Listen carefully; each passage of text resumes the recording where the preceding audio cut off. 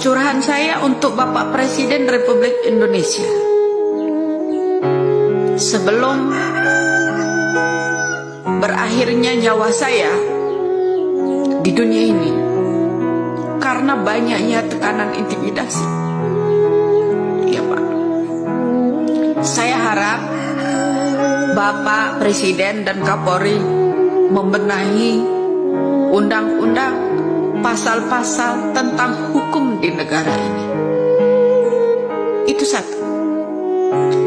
Tegakkanlah Pancasila itu dengan kokoh, dengan teguh, Pak.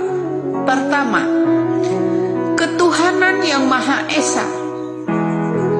Apabila pejabat-pejabat itu, para hukum itu memiliki Tuhan, saya harap mereka punya Tuhan, karena sumpah mereka itu mengatasnamakan Allah.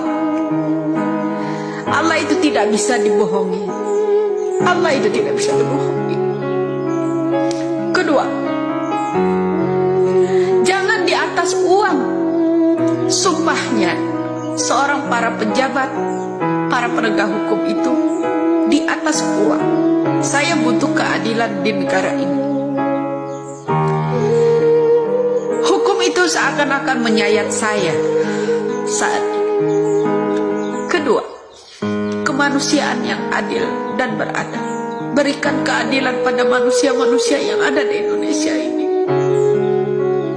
Saya bukan siapa-siapa, saya hanya diturunkan Allah ke bumi ini.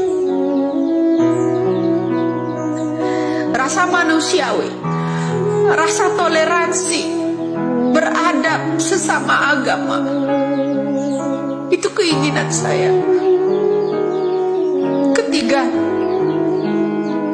karena drama-drama kalianlah Indonesia jadi terpecah belah. Yang dulunya saya mendukung Bapak Jokowi, akhirnya saya jadi pembenci Bapak Jokowi. Karenanya bencinya saya bukan karena Bapak Jokowi, tapi Bapak Jokowi dikelilingi orang-orang mafia saat ini. Ketiga, empat, katanya merakyat, tapi rakyat semuanya ditindas. Katanya merakyat, tapi undang-undang diperbaiki hanya menguntungkan semua pejabat yang mengatasnamakan wakil rakyat. Undang-undang hanya berlaku buat orang yang berduit. Saya tidak punya Tuhan. Mereka bersumpah di atas jabatan yang mengatasnamakan Allah, tapi mereka tidak takut dengan Allah. Itu murka mereka semua. Kelima, saya butuh keadilan. Keadilan sosial bagi seluruh rakyat Indonesia.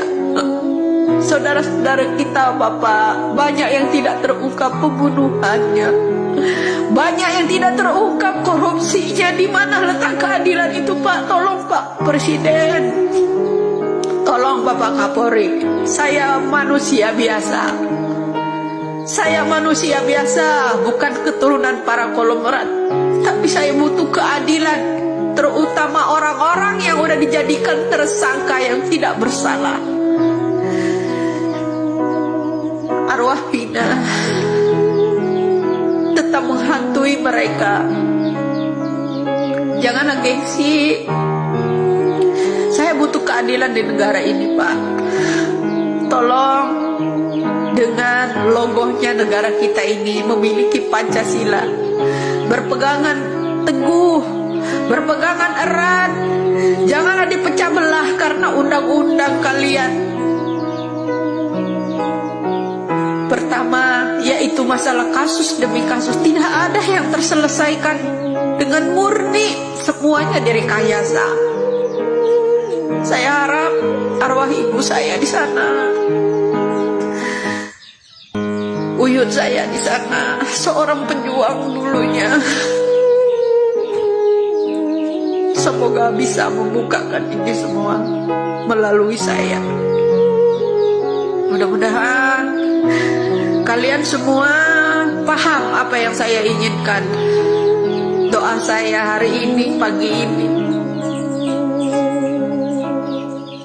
agar terkuat segera, agar selesai. Setelah ini kita masih akan menghadapi selesainya yang namanya hukum ini. Jika ini terkuat, masih akan berhamburan darah di negara kita ini. Masih akan berhamburan darah. Pembunuhan yang akan dilakukan bagi saksi-saksi yang benar. Mengerikan sekali ya Allah. Pembunuhan yang akan dilakukan apabila saksi-saksi orang yang jujur ini membuka siapa dalang dari ini semua, berawal dari mana. Pembunuhan makin banyak. Tolong Bapak Presiden, Bapak Kapolri, benahilah hukum.